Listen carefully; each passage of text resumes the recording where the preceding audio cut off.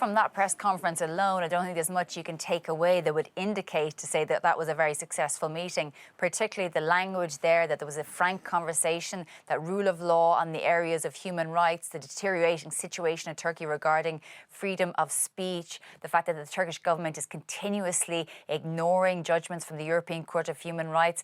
But I suppose both sides, or the two leaders, EU leaders, did say that they did put on the table the idea of a new relationship between the two sides. But I just don't think there was much in it that you can say that was successful. But I'm joined now by Sergej Lagodinsky, who is a German MEP and also chair of the European Parliament Turkey delegation.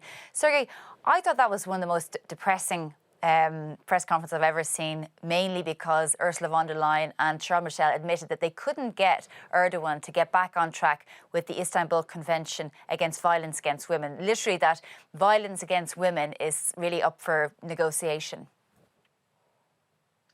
Well, there's little surprise there. And to be quite honest, I think that we've been going that way for quite a long time now. There is a problem with priorities here. Ursula von der Leyen wanted a geostrategic commission, and she's proving herself right. She's talking about geopolitics all the time. And what is missing is the understanding that human rights is the new geopolitics if we're talking about Turkey, because we cannot have a neighbor and we cannot cooperate with someone who is basically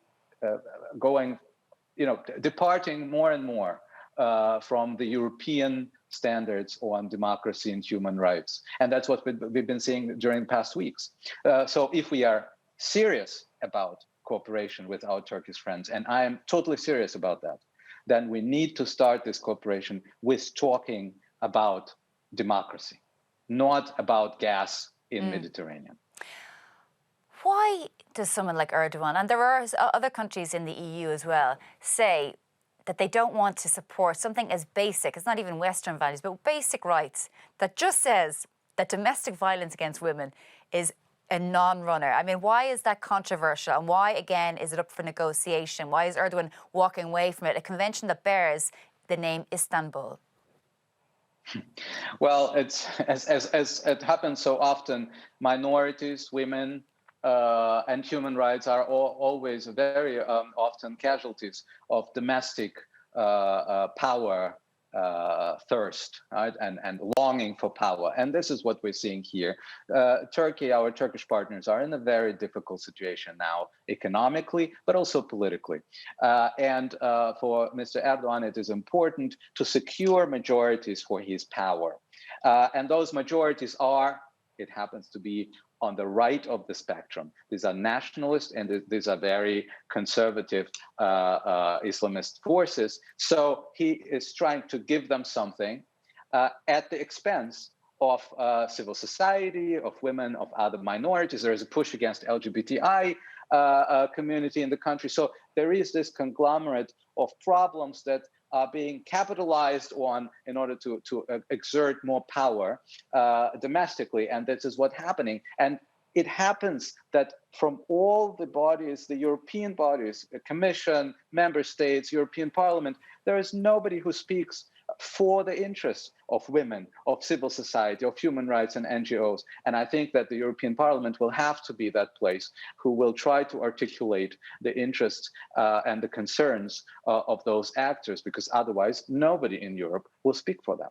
Why has Erdogan deteriorated the situation so badly in Turkey, over the past, let's say, 10, 12 years? He was supposed to be the great pluralist, that would, bring a level of pluralism into a sort of very secular society. Why have things gotten so bad, and do they continue to get so bad when it comes to human rights in Turkey? And why is this seen as a win to some people? Well, the dynamics of not democratic and quasi-authoritarian regimes is always like this. And at the beginning, those are the hopefuls. And Erdogan was, quite frankly, the hopeful for the Europeans. And the first signs were quite interesting, quite encouraging. It was someone who brought back also the religious plurality and diversity into the political conversation, something that Europeans were also looking for, because of course the very militantly anti-religious stance of Turkish politics was something that did not really play well with European standards. There were signs in terms of dialogue with the Kurdish minorities. The same minority that is being under pressure now. But then situation changed, and especially after the failed coup attempt, the situation was partly justifiably, but mostly used for domestic and for concentration of power. And this is something that we've been criticizing all along. Of course, any country and any government has a right to push back if there is an attempt to overthrow the government. But there are rule of law limitations. And we've been asking again and again for substantial redefinition of what it means to be terrorism, for example, for Turkish justice. We have been asking for justice reforms. The justice reforms came, but they never delivered. And we still have political prisoners, people like Osman Kavala, like the Kurdish leader Demirtas, who is still in prison, despite rulings of European Court of Human Rights.